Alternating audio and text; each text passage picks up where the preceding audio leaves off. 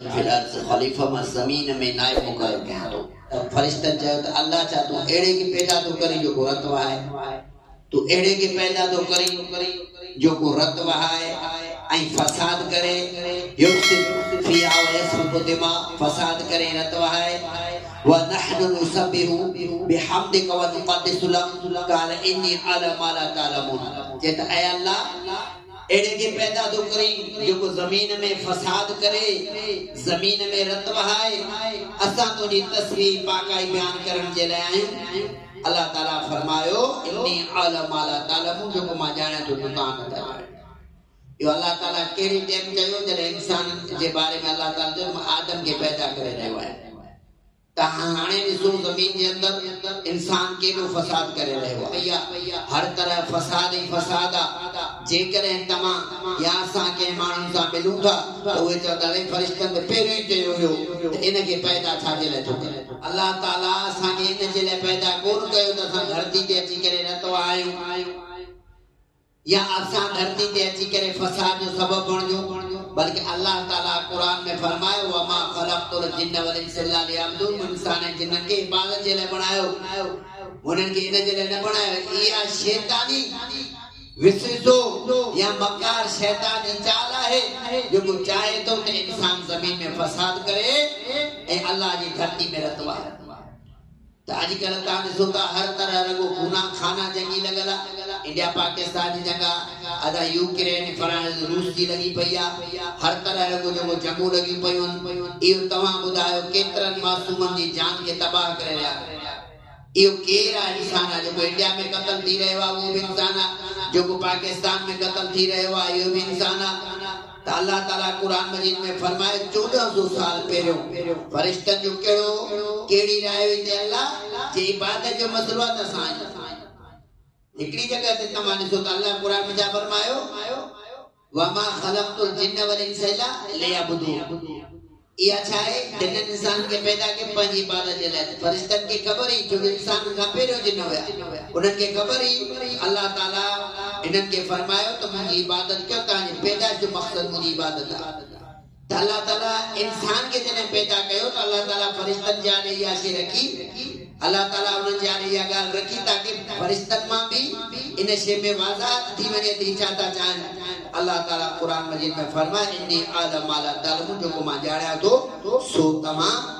नथा ॼाणियो अल्लाह ताला कुरान में वाज़े तौर हिकु जगह ते फरमाए मां इंसान खे पंहिंजी इबादत लाइ बणायो मगर अल्लाह ताला इन कुरान में इन आयत में छा फरमायो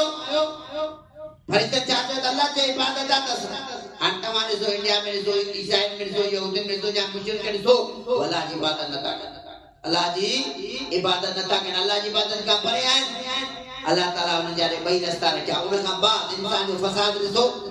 हींअर इंडिया पाकिस्तान जो केॾो झेड़ो लॻो पियो आहे केई जान तबाह थी विया जिते किथे हमलो ई हमलो आहे हर तरह फसाद आहे इन पोज़ीशन में असांखे छा करणु खपे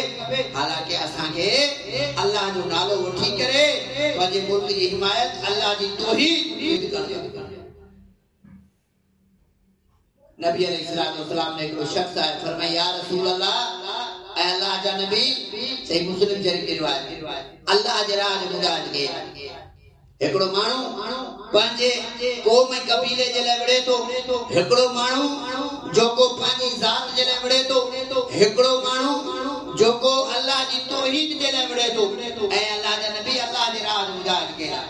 नबी अलैहिस्सलाम फरमायो मन क़ातल लितकून कलिमतुल्लाहि अल-उलिया फहुव फी सबीलिल्लाह अल्लाह जे नबी फरमायो जो को अल्लाह जे कलमे के बुलंद करण जे लाइ विढ़े थो अल्लाह जी तौहीद के बुलंद करण जे लाइ विढ़े थो अल्लाह जे नबी फरमायो अल्लाह जे राह जेकर इन इरादे सां केर विढ़े थो अल्लाह जे राह ॿुधाए हींअर साॻियो ई इंडिया असांजे सभनि कलमा पढ़ण वारे ला इलाहा इल्लल्लाह मोहम्मद रसूलुल्लाह वारनि खे ख़तम करे रहियो आहे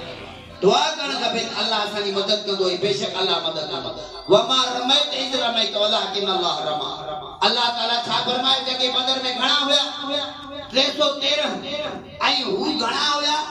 मक्के जा मुशरिक घणा हुया 1300 जॾहिं अबू सुफियान पंहिंजे काफ़िले खे वठी करे जरे अबू सुफियान पंहिंजे काफिले खे वठी करे ऐं केर ॾेई करे टपी वियो उहो मके पहुची वियो त अबू जेल पर काफिलो वठी अचे रस्ते में मुलाक़ात थी वई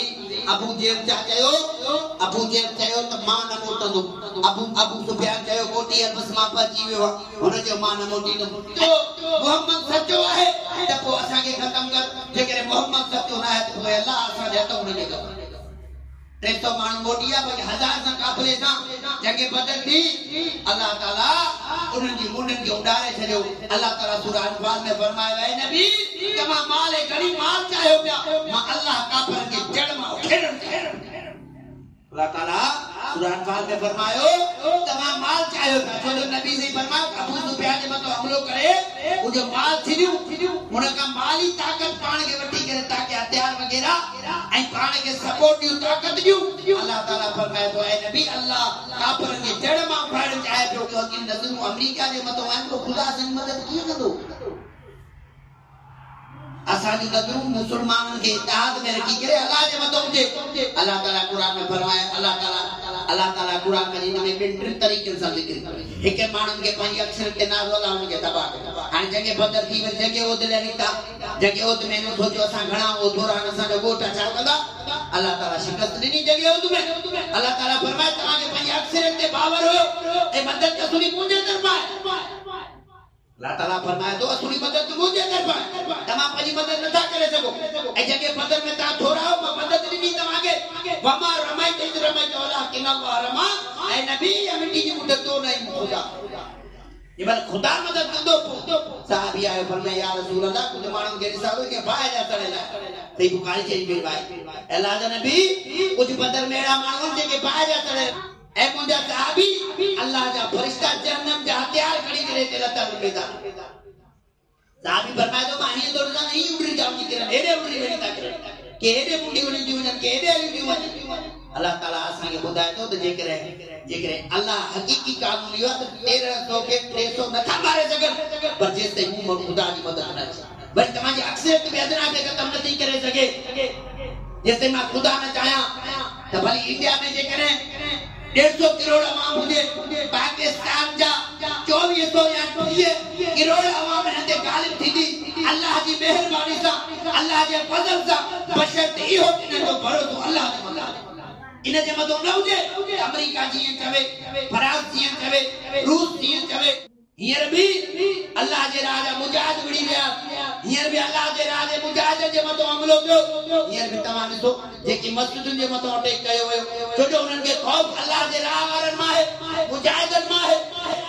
मां मञा थो असांजी फौज बहादुर फौज आहे अल्लाह ताला हुननि जी हिफ़ाज़त कंदो लेकिन ॾिसो अटैक मस्जिद जे मथां थियो अटैक इन जॻह ते थियो जिते तव्हां अल्लाह जो क़ुरान सुनन था अल्लाह जे नबी जी इताअत जी ॻाल्हि कयो था उन्हनि जॻहनि मां जिते अल्लाहु अकबर जा नारा उथनि था उन जॻहनि ते अटैक कंदा उन्हनि खे ख़बर आहे पर मुल्ला अमेरिका जे कंट्रोल में न आहिनि जेकॾहिं इहे उठी विया त असांजी तबाही करे छॾींदा अमेरिका ने अमेरिका छा आहे अमेरिका वो सुपर पावर आहे दुनिया जे हिसाब सां पर खुदा का वधीक सुपर पावर न आहे जॾहिं जंगूं थी त अल्लाह जी मदद खां उहे सवाब थी तंहिंजे करे पंहिंजे मुल्क सां हर टाइम जिदोजहद कोशिश दुआउनि में पंहिंजे मुल्क खे यादि कयो छो जो ही ज़मीन आहे त असां आहियूं ही ज़मीन आहे त असां आहियूं असां मुल्क आहे त असां आहियूं जेकॾहिं ही मुल्क न हूंदो असां बि न हूंदासीं तंहिंजे करे जीअं इंसान खे पंहिंजे घर सां मोहबत हुजे ईअं पंहिंजे मुल्क सां बि मोहबत हुजे अल्लाह ताला असांजे मुल्क असांजी क़ौम जी दिफ़ा करे अल्लाह ताला ला इलाहा इल्लल्लाह मुहम्मद रसूलुल्लाह पाण वारनि खे चाहे फ़लस्तीन में हुजनि चाहे पाकिस्तान में हुजनि या दीगर इलाक़नि में हुजनि अल्लाह ताला उन्हनि जो मददगार है अल्लाह ताला उन्हनि जो रहम करे अल्लाह ताला उन्हनि जो हामी नासिर है अल्लाह ताला उन्हनि खे तमाम तकलीफ़ुनि खे दूर करे अल्लाह जो कानून पाकिस्तानी मथां हुजे या दीगर इलाक़नि में हुजे त पाकिस्तान में या ॿिए मुल्कनि में मुस्लमान सुवार थिए तंहिंजे करे अल्लाह ताला पहिरीं फरमायो त फरिश्तनि चयो त अल्लाह तो अहिड़े खे छो थो पैदा करे जेको रत वहाए खून करे फसाद करे तव्हां ॾिसो त जेकॾहिं हू इंसान आहिनि तूं बि फसादी आहिनि जेकॾहिं अल्लाह जा बाना न आहिनि त धरती ते फसादे यार गैर मुस्लिम एक गऊ जो मुंड पीअण वारो एक छेणे के पंहिंजो सब कुछ समझण वारो करे ला इलाहा इल्लल्लाह मोहम्मद रसूलुल्लाह वारन के अची हिते विड़े हुकुमराननि खे ऐं असांजी फौज खे तौफ़ीक़ ॾे त अल्लाह ताला त हू जेको आहे माना पंहिंजे मुल्क जो दिफ़ा कनि ऐं गैर मुस्लिम खे शिकस्त ॾियनि ऐं उन्हनि खे भरपूर तरीक़े सां जवाब ॾियनि ताकी ॿिया मुस्लमान